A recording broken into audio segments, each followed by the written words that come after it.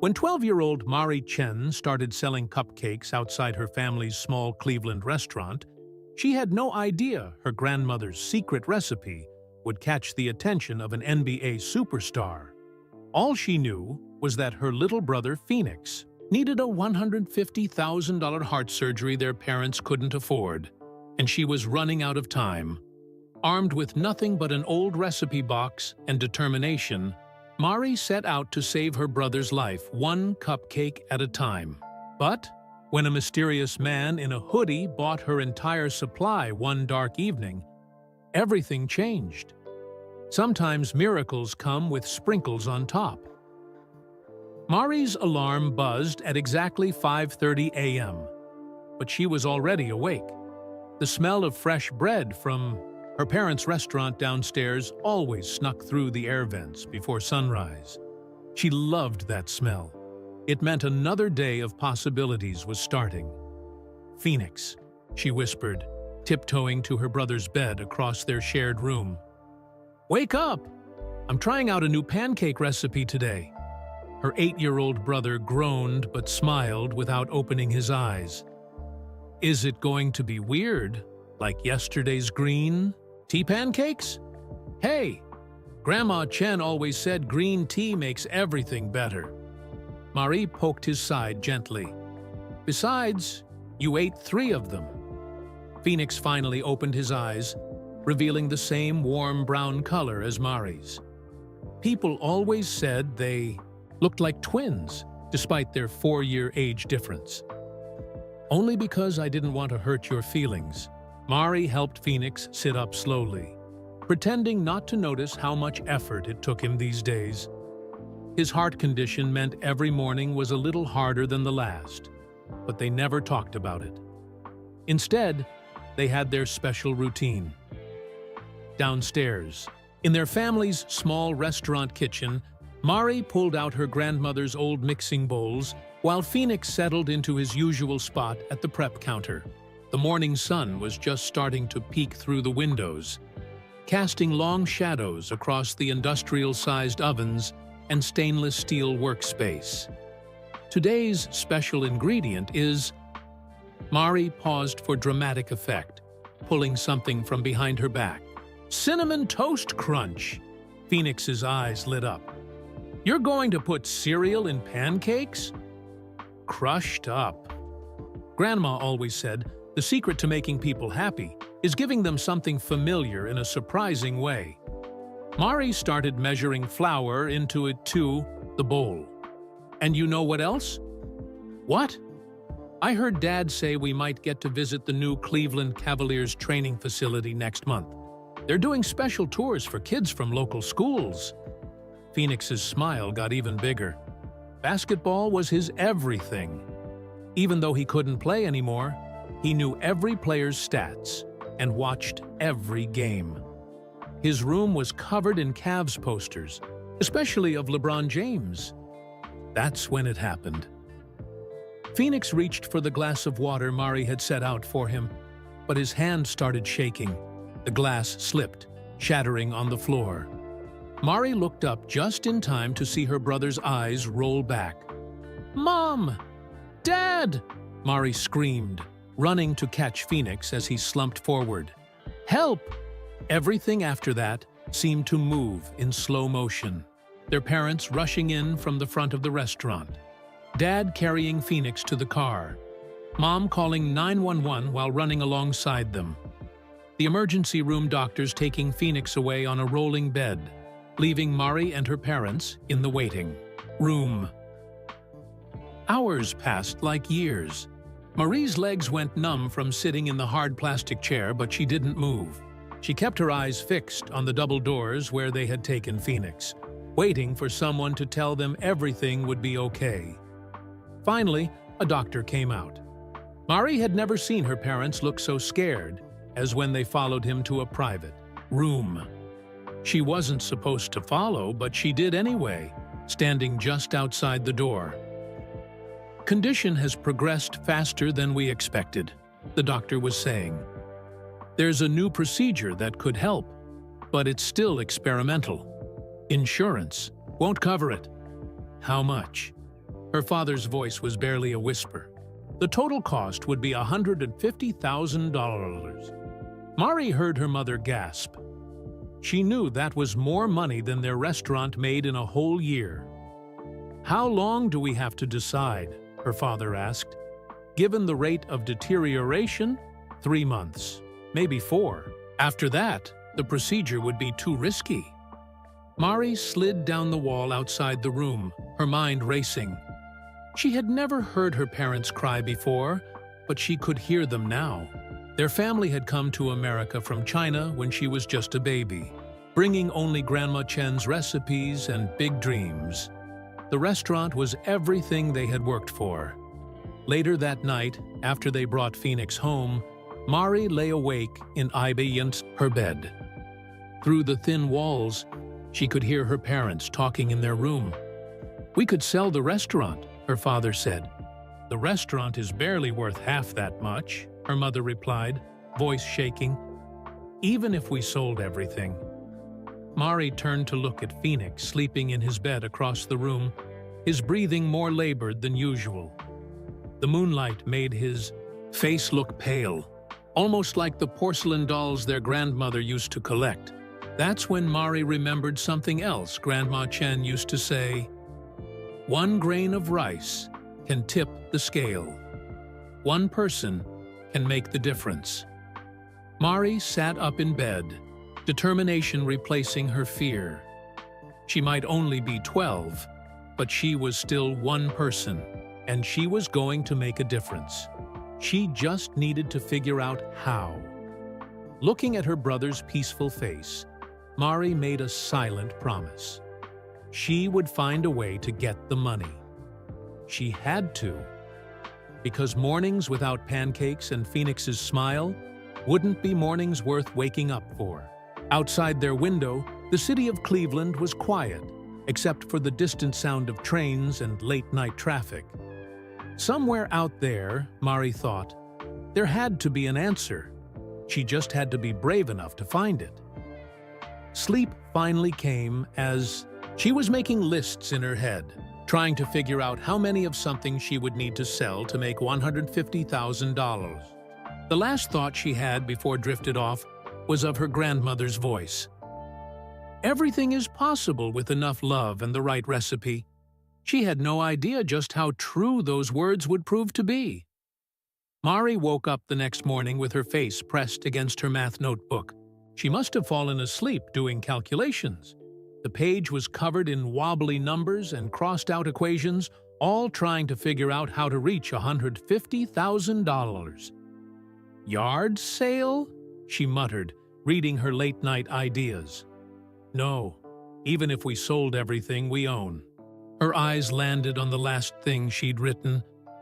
"Ask Grandma for help." Something tugged at her memory. Grandma Chen had always said, "When you need answers, look up." Mari had always thought she meant look up to heaven, but now she found herself staring at the ceiling of her room, specifically at the small hatch that led to the attic. After making sure Phoenix was still sleeping soundly, Mari dragged her desk chair beneath the hatch. Standing on tiptoes, she managed to push it open and pull down the folding ladder. The attic was hot and dusty, filled with boxes labeled in her grandmother's elegant Chinese handwriting. Mari switched on her phone's flashlight and began searching. There had to be something up here that could help.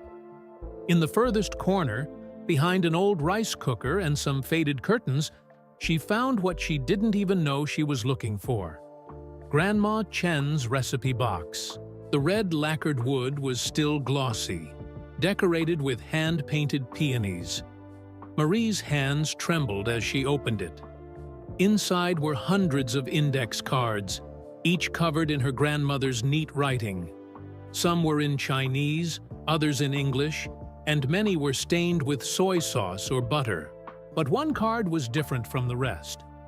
It was in a sealed envelope marked, "For my greatest legacy." Mari carefully opened the envelope. Inside was a single recipe card and a small newspaper clipping from 1992. The headline read, "Local baker, Wins County Fair for 30th consecutive year with mystery cupcake. The photo showed a younger version of her grandmother holding up a trophy, surrounded by people trying to get a taste of her famous cupcakes. The article mentioned that people would line up for hours just to buy a box, paying whatever price she asked. "That's it!" Mari whispered excitedly. Her eyes darted to the recipe card. At the top, in both Chinese and English, was written, "Heaven's Cloud Cupcakes, Our Family's Fortune." Mari rushed downstairs to the restaurant kitchen, almost tripping over her own feet. Her parents had already left for the morning market, and Phoenix wouldn't be up for another hour. Perfect. She laid out all the ingredients listed on the card: premium butter, farm-fresh eggs, cake flour, and several items she'd never heard of before. What in the world was moon-blessed honey? "Okay, Grandma," Mari said to the empty kitchen. "Help me figure this out." For the next hour, she mixed and measured, following each instruction exactly. When she finally pulled the first batch from the oven, the entire kitchen smelled like vanilla clouds and sweet dreams, if such things had a scent. The cupcakes looked ordinary enough, golden brown with a simple white frosting. But when Mari took a bite, her eyes widened. The texture was like nothing she'd ever tasted. Fluffy but somehow creamy, with a mysterious flavor that made you want just one more bite to figure it out. She did some quick math on her phone. If she sold these for $10 each, which seemed reasonable for a gourmet cupcake, she would need to sell 15,000 of them to pay for Phoenix's surgery. That meant selling about 167 cupcakes every day for the next 3 months. It seemed impossible. But then she heard Phoenix coughing in their bedroom upstairs, and impossible didn't matter anymore. Mari spent the rest of the morning setting up a small folding table outside their restaurant. She made a sign with colorful markers: "Heaven's Cloud Cupcakes, $10 each. Help save my brother." The first 2 hours, people just walked past. A few stopped to read her sign, but no one bought anything. By lunchtime, she had sold exactly 3 cupcakes, all to Mrs. Wong from the dry cleaners next door, who probably just felt sorry for her. "How's it going?" Phoenix asked, wheeling himself out to check on her. He was having one of his better days. "I'm going to need to make some adjustments to my business plan," Mari said, trying to sound more confident than she felt. "Maybe add some marketing strategies." Phoenix picked up one of the cupcakes and took a small bite. His eyes got huge. "Mari, these are amazing. They taste like what? Like that feeling you get when you make the perfect basketball shot. Like everything good all at once." Mari smiled, remembering the newspaper photo of her grandmother. It had taken her 30 years to become famous for these cupcakes. Mari had less than 3 months, but looking at Phoenix enjoying his cupcake, she made a decision. She might not have 30 years, but she had something her grandmother didn't have: desperation. And sometimes, that was an even better ingredient than moon-blessed honey. "Tomorrow," she said, straightening her sign, "we're going to need a bigger table." What Mari didn't know was that one of her 3 customers had already posted about the mysterious cupcake on their food blog, and in less than 24 hours, that post would change everything. Mari didn't pay much attention to the woman taking photos of her cupcakes the next morning. She was too busy experimenting with her grandmother's recipe, trying to make it her own. After staying up late reading through the entire recipe box, she had discovered a note in the margins about something called crystallized honey. "What are you doing?" Phoenix asked from his wheelchair. He had insisted on helping today, even though Mari could tell he was having a rough morning. "Watch this," Mari said, carefully drizzling warm honey onto a cold marble slab. She had convinced their dad to let her borrow it from the restaurant's prep station. As the honey cooled, She folded it over and over until it turned pale and creamy. "Looks like magic," Phoenix said, leaning forward to watch. "Grandma wrote that crystallized honey takes longer to melt in your mouth," Mari explained, breaking off tiny pieces to hide inside each cupcake. "So you get little bursts of sweetness when you're not expecting it." The bell above the restaurant door chimed. A young woman with bright blue hair rushed in, holding up her phone. "Are you the cupcake girl?" she asked breathlessly. "The one Tasty Cleveland wrote about?" Mari blinked in confusion. "Who?" "Only the biggest food blogger in Northeast Ohio. She posted about your cupcakes last night. Said they were like biting into a cloud made of childhood memories. I had to come try one." By lunchtime, there was a small line forming outside. Marie sold 28 cupcakes before running out. She had only made 3 dozen, thinking they wouldn't sell again like yesterday. "We need to make more," Phoenix said, counting the money in their cookie tin. "That's $280 already." Marie's excitement faded as she did the math. "That's still only about 1/5 of what we need to make each day." She pulled out her phone and started recording a video. It was something she had started doing after that first morning in the hospital, making little messages for Phoenix about each day's adventures, just in case. She pushed that thought away. "Day 2 of Operation Cupcake," she said into the camera. "Today, we learned that food bloggers are real, and they're powerful. Also, crystallized honey is definitely staying in the recipe. Tell them about the lady who cried," Phoenix called from behind her. "Oh yeah, our 7th customer actually cried because she said it tasted just like the cupcakes her mom used to make. Which is weird because this is Grandma Chen's recipe, and I'm pretty sure her mom wasn't Chinese." That evening, Mari overheard her parents talking in the restaurant office. She hadn't meant to eavesdrop, but when she heard the word mortgage, her feet froze outside the door. "We could take out a second mortgage," her father was saying. "The bank manager knows us. We're already barely making the payments on the first one," her mother replied. "And with Phoenix's regular medical bills..." Mari hurried back to the kitchen. She had to make this work. She just had to. The next few weeks fell into a routine. Wake up at 4 a.m. Bake until school. Rush home. Bake more. Sell until sunset. Some days she made almost $500, others barely $100.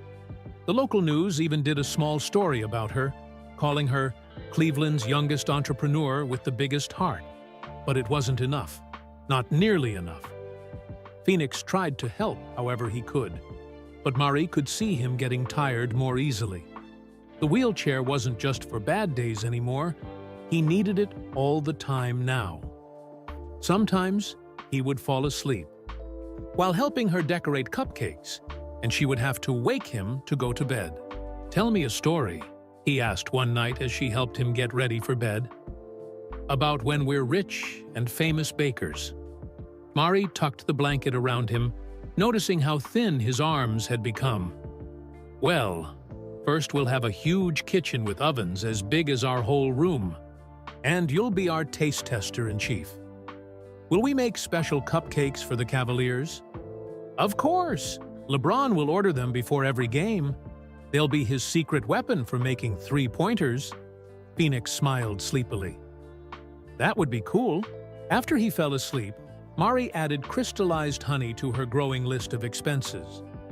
The special honey cost 3 times more than regular honey, but she refused to cut corners. These cupcakes were her only chance. She was about to turn off her phone for the night when an email notification popped up. It was from the City Health Department. Subject: Immediate cease and desist. Unlicensed food. Operation Mari's heart stopped as she read the first line. It has come to our attention that you are operating an unlicensed food business. The phone slipped from her hands onto her bed. All this work. All this progress, and now. She looked over at Phoenix's sleeping form, his chest rising and falling with each precious breath. She had promised to save him. But how could she fight the entire city government? What Mari didn't realize was that sometimes the biggest obstacles lead to the most unexpected allies, and tomorrow would prove that in ways she could never have imagined. Mari didn't sleep that night. Instead, she read and reread the health department email until her eyes burned. At 3 a.m., she quietly slipped down to the restaurant kitchen and started baking anyway.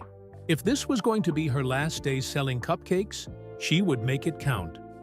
The morning news was playing on her phone as she worked.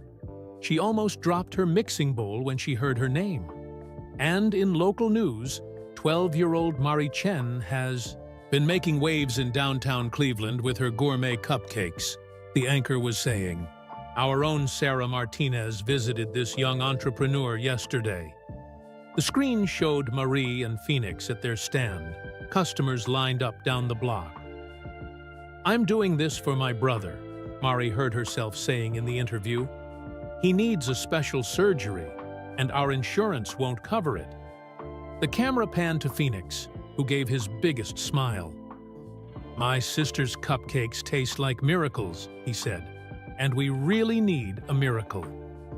The story ended with information about their location and a link to their donation page. Mari's phone immediately started buzzing with notifications. By sunrise, the line outside was longer than ever. Mari had made extra batches, expecting a big day from the news coverage. What she hadn't expected was the man in the blue suit who showed up at 10 a.m. sharp. Health Inspector Davis, he said, holding up a badge. We need to talk about your operation here. Mari's heart sank. Please, she started. I'm following all the food safety rules. I wear gloves, keep everything clean. It's not about cleanliness, he interrupted, looking uncomfortable as he glanced at Phoenix sitting nearby. You need proper licenses, certifications, insurance. It's about liability and regulations. How much do those cost? Mari asked, already knowing she couldn't afford more expenses. Several $1,000s, plus you'd need a commercial kitchen space. He sighed. Look, I don't want to do this, but I have to shut you down immediately. If someone got sick. Customers in line started protesting. Mrs. Wong from the dry cleaners came out. Even the hot dog vendor from the corner walked over. These kids are trying to save their brother, someone shouted. Have a heart, called another voice. Inspector Davis held up his hands. I don't make the rules. I just enforce them. I'm sorry. Mari felt like she was underwater, everything moving in slow motion as she watched the inspector place a bright red closed notice on her table. The crowd slowly dispersed, many people leaving money anyway, even without cupcakes. I'm sorry, Phoenix, she whispered, starting to pack up her supplies. I tried, but Phoenix wheeled himself closer, his face serious. Remember what you told me about LeBron James in that documentary we watched? How he never gives up, no matter what. This is different. No, it's not, Phoenix insisted. You're my LeBron, and LeBron never lets his team down. Mari wiped her eyes, trying to smile for him. She had raised almost $15,000 in the past few weeks. It wasn't nearly enough, but it was something. Maybe their parents could use it for a down payment on a loan. That's when she noticed someone had left a business card on her table. It was cream-colored, with gold lettering, Cleveland Kitchen Collective supporting local food entrepreneurs. Contact Chef Marcus James below that, handwritten in blue ink. Call me. We might have a solution. Mari was about to show Phoenix the card when he suddenly grabbed his chest, face contorted in pain. Phoenix? Mari dropped everything, running to his side. Mom! Dad! Something's wrong! Their parents rushed out of the restaurant. Within minutes, an ambulance arrived, its sirens drowning out all other sounds on the street. Blood pressures dropping, one paramedic said to another as they lifted Phoenix onto a stretcher. "We need to move."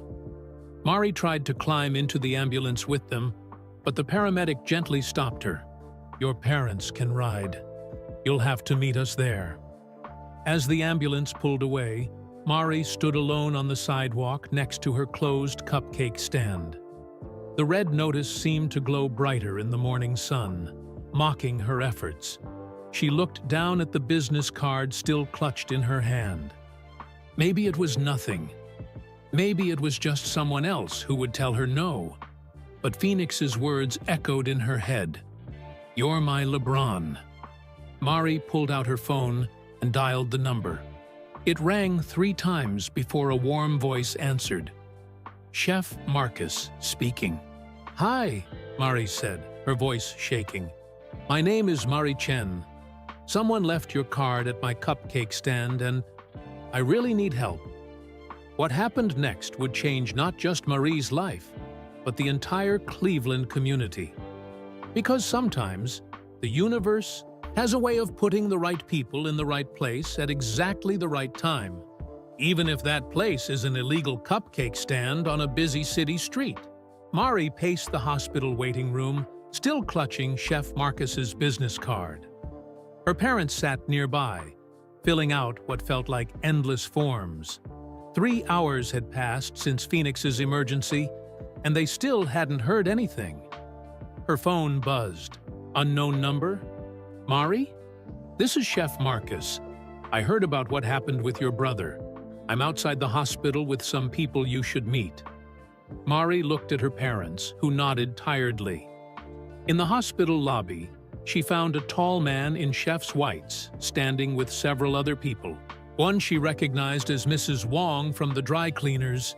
Another was the health inspector from earlier, looking much less official in jeans and a Cleveland brown sweatshirt.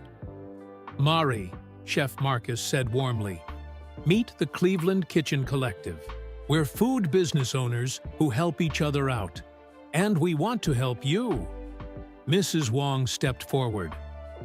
"I have extra space in my back room, already licensed for food prep." "My restaurant's closed Mondays," said a woman in a food-stained apron. "You can use my kitchen then." "And I," the health inspector cleared his throat, "can help you file the paperwork properly. Maybe expedite some things." Marie's eyes filled with tears. "But why?" "Because," Chef Marcus said, 12 years ago, my daughter needed emergency surgery. Our community raised the money when we couldn't. Now it's our turn to pay it forward." Just then, Mari's mother came running out. "He's awake. Phoenix is asking for you, Mari." The group followed Mari to Phoenix's room, waiting outside while she went in. Her brother looked small in the big hospital bed, tubes and wires everywhere, but his eyes lit up when he saw her. "Did you bring any cupcakes?" he whispered. Mari laughed through her tears. "Not today. But guess what? We might have found a way to keep baking them." She told him about the Kitchen Collective while he drifted in and out of sleep. The doctors had stabilized him, but their parents' faces told Mari it was only temporary. They needed the surgery soon. That night, something amazing happened on social media. Someone had filmed the health inspector shutting down Mari's stand and posted it online. The video went viral, with thousands of comments and shares. Local news stations picked up the story again. Cleveland community rallies around young Baker. They showed clips of the Kitchen Collective members offering their help, interviewed customers who praised the cupcakes, and shared Phoenix's story. Someone created an online donation page titled Cupcakes for Phoenix. By morning, it had raised $5,000. "It's still not enough," Mari said, watching the donation counter tick up slowly on her phone. "We need so much more." "Then we'll work harder," Chef Marcus said. He had stayed at the hospital, helping Mari's parents coordinate with doctors and plan next steps. My daughter Faith wants to help you bake. She's about your age. Over the next week, Mari and Faith worked in different borrowed kitchens each day. Other kids from school started showing up to help package cupcakes and make deliveries. Local businesses offered to sell them in their shops. The Cleveland Kitchen Collective created special Phoenix Fund signs for everyone's windows. They also helped Mari perfect her grandmother's recipe for larger batches, teaching her about industrial mixers and professional ovens. But time was running out. "We need to talk," Dr. Reynolds said one afternoon, pulling Mari's parents aside. Mari pretended to be absorbed in her phone, but listened carefully. "Phoenix's heart is getting weaker. If we're going to do this surgery, it needs to happen within the next 3 months. After that," he didn't finish the sentence. He didn't need to. Mari went back to Phoenix's room, where he was watching basketball highlights on TV. She started recording another video message, something she still did every day. "Day 38 of Operation Cupcake," she said, trying to sound cheerful. "Today we sold 200 cupcakes at 5 different locations. The donation page is up to $25,000. That's like 1/6 of what we need. Show them the special delivery," Phoenix said excitedly. Mari turned the camera to show a beautiful gift basket on Phoenix's bedside table. "The Cavaliers' office ordered 3 dozen cupcakes today. They heard about us and wanted to help. No sign of Lebron yet, but maybe someday." That evening, Mari set up her new cupcake stand outside the hospital. They had special permission now, thanks to the health inspector's help. She had learned that his name was Tom, and he had a sister with the same heart condition as Phoenix. Regular customers knew where to find her. Some bought cupcakes, others just came to drop off donations or give hugs. One elderly woman pressed a gold locket into Mari's hand.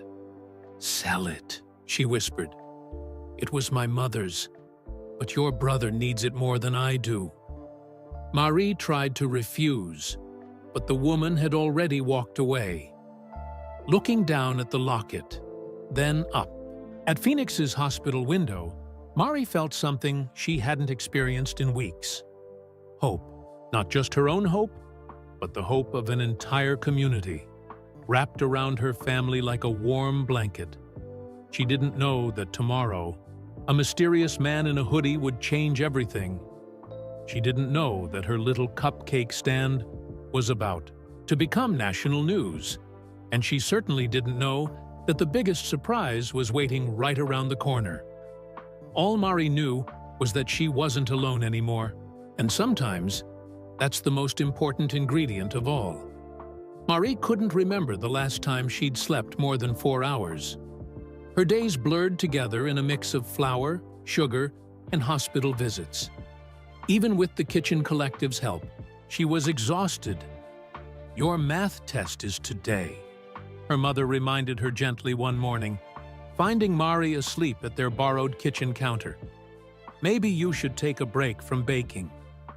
"Can't," Mari mumbled, lifting her head from a pile of order forms. "We have that big corporate order due by noon." Her grades had been slipping. Last week, her science teacher had pulled her aside after class.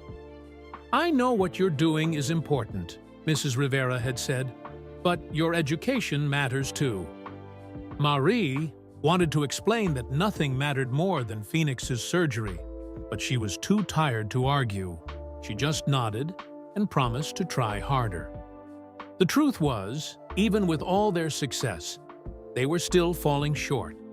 The donation page had stalled at $45,000. The cupcake sales brought in steady money, but not enough. They had less than 2 months left before Phoenix's condition would make the surgery too risky. "You look terrible," Phoenix told her when she visited him that afternoon.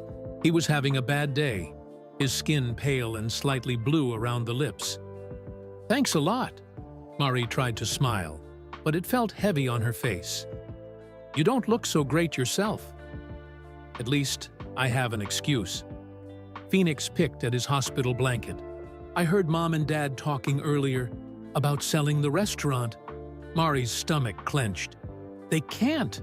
That restaurant is their whole life. My surgery is too expensive, Phoenix whispered. Maybe we should just… Don't! Mari grabbed his hand. Don't you dare say give up. We're going to find a way. But later that night, as she set up her stand outside the hospital entrance, doubt crept in like the autumn chill. The doctors had moved Phoenix to a permanent room on the cardiac floor.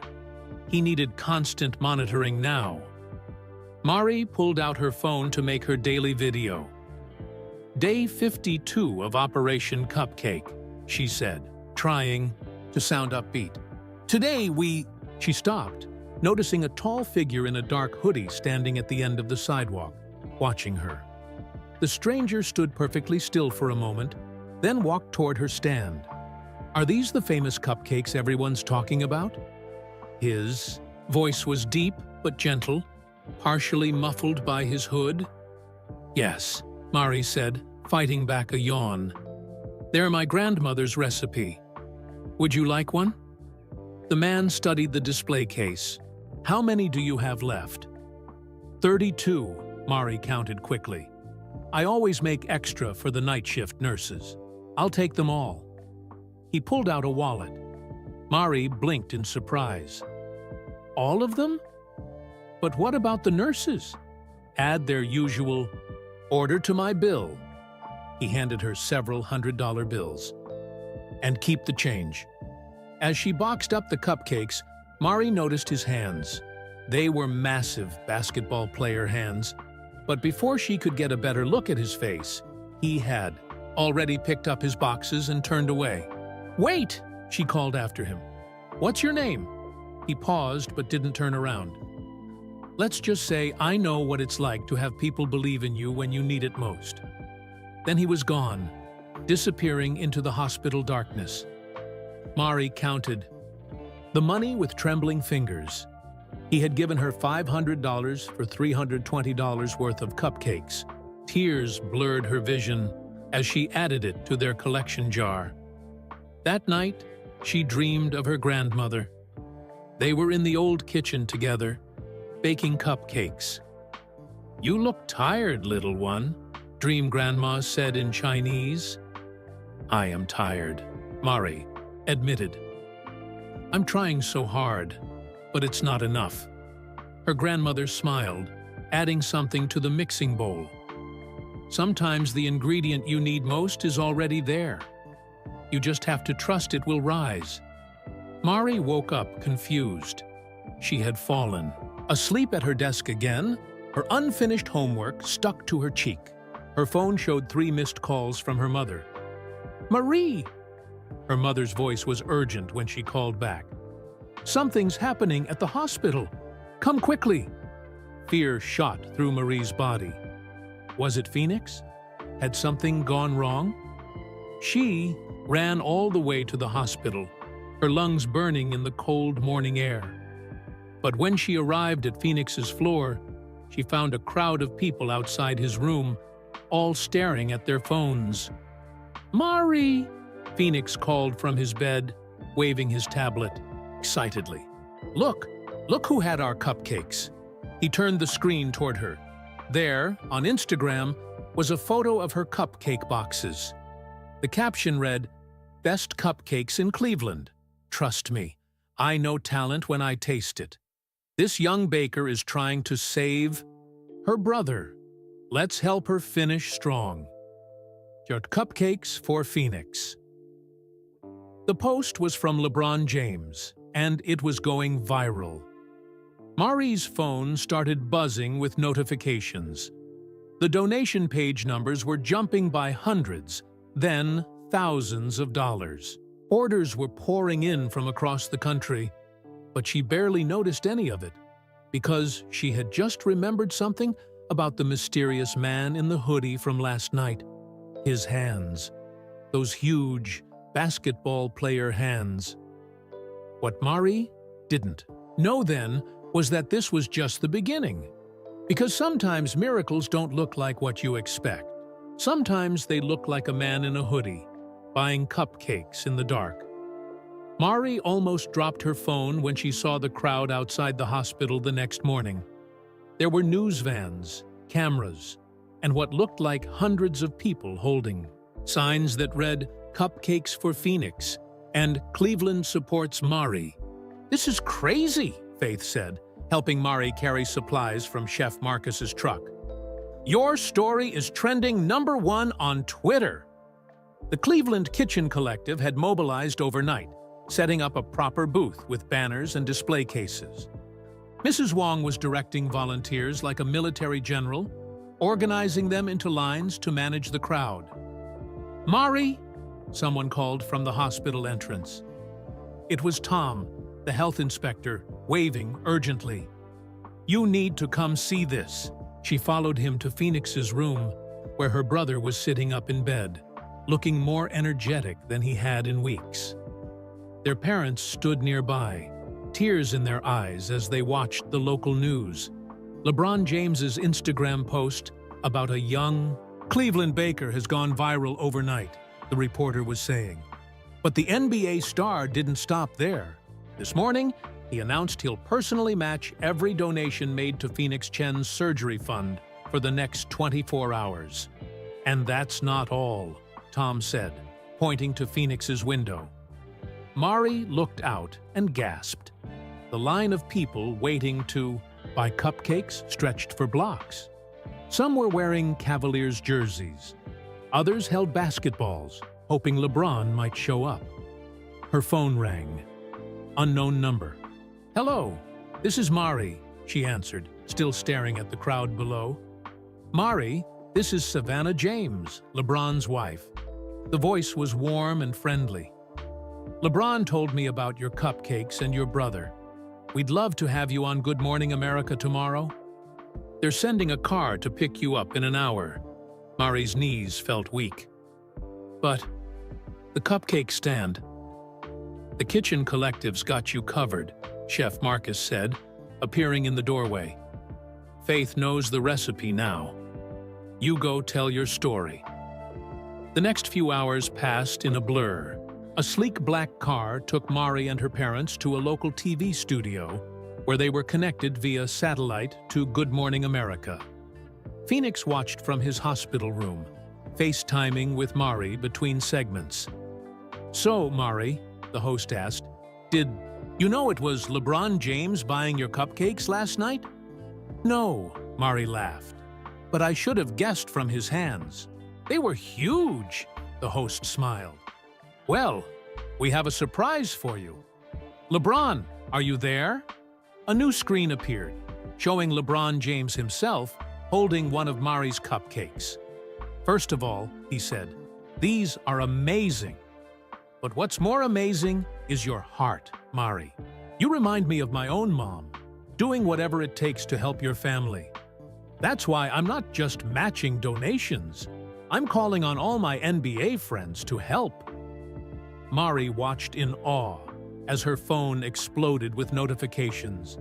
NBA players from across the country were sharing LeBron's post, making their own donations, ordering cupcakes to be delivered to children's hospitals in their cities. "One more surprise," LeBron said. "The Cavaliers are hosting a special game next week. All ticket proceeds will go to Phoenix's surgery fund. And I want you and Phoenix to be my special guests, if he's feeling up to it." Back at the hospital, the donation counter was spinning like a slot machine.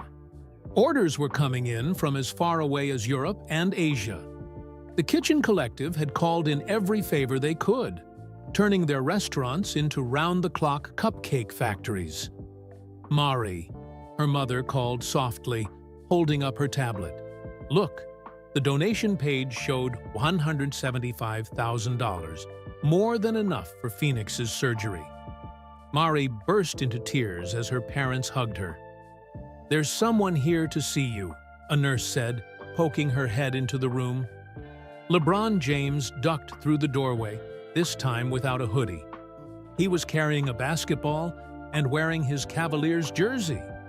Thought I'd deliver this batch of cupcakes personally, he grinned, setting down a familiar white box. And maybe get Phoenix's autograph. Phoenix's face lit up brighter than any hospital light. But I'm not famous. Yes, you are, Lebron said, sitting on the edge of the bed. You and your sister just showed Cleveland what real strength looks like, and that makes you an all-star in my book.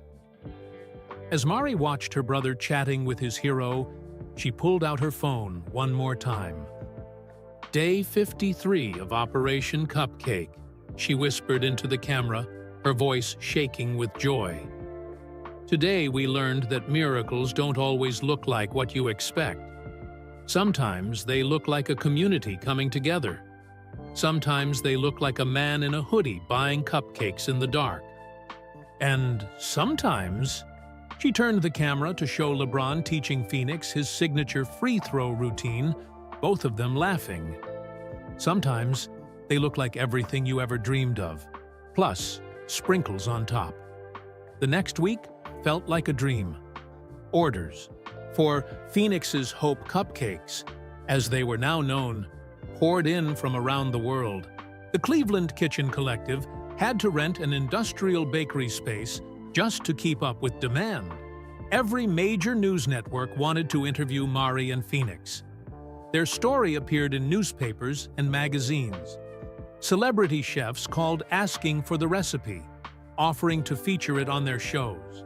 But we can't give away Grandma's secret recipe, Mari told Phoenix as they watched another TV segment about them. Maybe that's not the real secret, Phoenix said thoughtfully. He was looking better already, knowing his surgery was scheduled for next month. Maybe the secret ingredient was love all along. Mari threw a pillow at him. That's so cheesy. But later that night, as she read through thousands of supportive messages on social media, she wondered if maybe he was right. Their grandmother's recipe was special, but it was the love of an entire community, and then the world, that had truly saved Phoenix. The morning of the Cavaliers' benefit game arrived bright and clear. Dr. Reynolds had given Phoenix permission to attend, though he had to use a wheelchair and be monitored constantly. Look what came for you, their father said, bringing in a large package.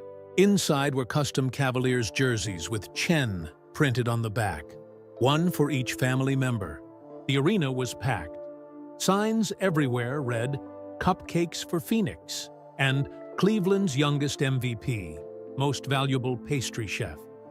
The Kitchen Collective had set up cupcake stands throughout the concourse, with all proceeds still going to their fund. During halftime, Lebron James invited Mari and Phoenix onto the court. The crowd roared as they appeared on the giant screen. Thanks to this amazing community, Lebron announced, we didn't just meet the goal for Phoenix's surgery. We exceeded it by over $200,000. More cheers erupted. Mari felt tears in her eyes as Lebron continued. That extra money will create the Phoenix Chen Foundation, helping other families afford life-saving surgeries for their children. And the Cleveland Kitchen Collective will continue making these special cupcakes, with a portion of all sales going to the foundation. Phoenix squeezed Mari's hand as the crowd chanted their names. After the game, Lebron invited their family to meet the team. As Phoenix collected autographs, Lebron pulled Mari aside. There's something I need to tell you, he said, his voice serious. The night I bought your cupcakes, I was actually at the hospital visiting my old friend Marcus's daughter. Mari's eyes widened. Chef Marcus? Faith's dad? Lebron nodded.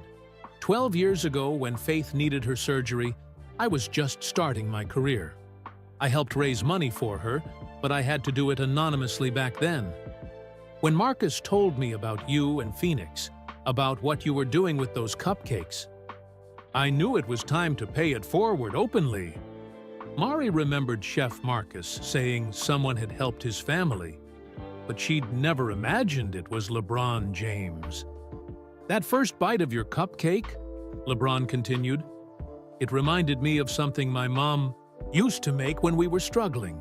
Not the taste exactly, but the feeling, like somebody cared enough to make something special, even when times were hard.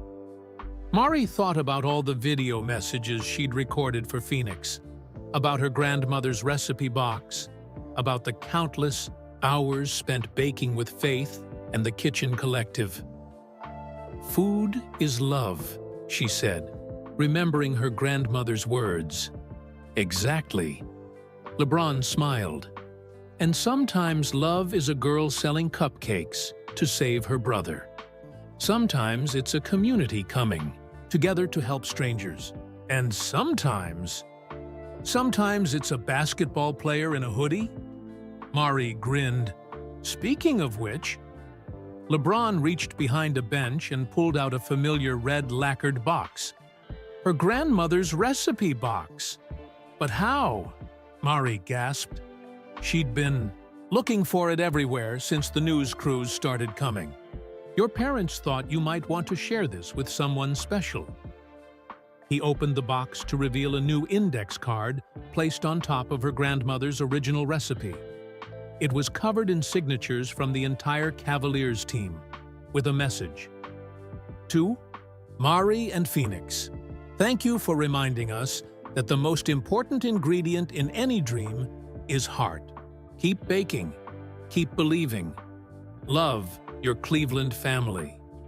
That night, back in Phoenix's hospital room, Mari made her final video diary entry.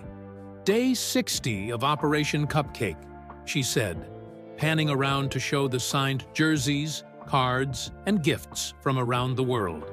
"Today we learned that sometimes the biggest miracles start with the smallest things, like a recipe card in an old red box, or a brother's smile, or a stranger's kindness." She turned the camera to Phoenix, who was sleeping peacefully, his new Cavaliers jersey still on, the signed recipe card clutched in his hand. But mostly we learned that love really is the secret ingredient. And thanks to everyone who believed in us, we'll never run out of that. Mari set her phone down and looked out the hospital window at the glittering Cleveland skyline. Somewhere out there, another family might be facing their own impossible challenge. But now, thanks to the Phoenix Chen Foundation, they wouldn't have to face it alone. Because sometimes miracles don't just happen once. Sometimes they start a chain reaction of hope that goes on forever. Just like her grandmother always said, one grain of rice can tip the scale. One person can make the difference. And sometimes that person is a 12-year-old girl with a recipe, a dream, and a whole lot of love to bake into every batch. Thanks for joining us for Mari and Phoenix's heartwarming journey. Just like how the Cleveland community came together to help one determined girl with a recipe and a dream, we're building our own caring community right here. Where are you watching from? Drop your location in the comments below. Maybe there's another young baker in your neighborhood who could use some encouragement. If this story touched your heart, remember that kindness is meant to be shared. Hit that like button and subscribe to our channel for more inspiring real-life stories that remind us how one person's compassion can change someone's world. Together, we can spread sweetness and hope, one story at a time. See you in our next video.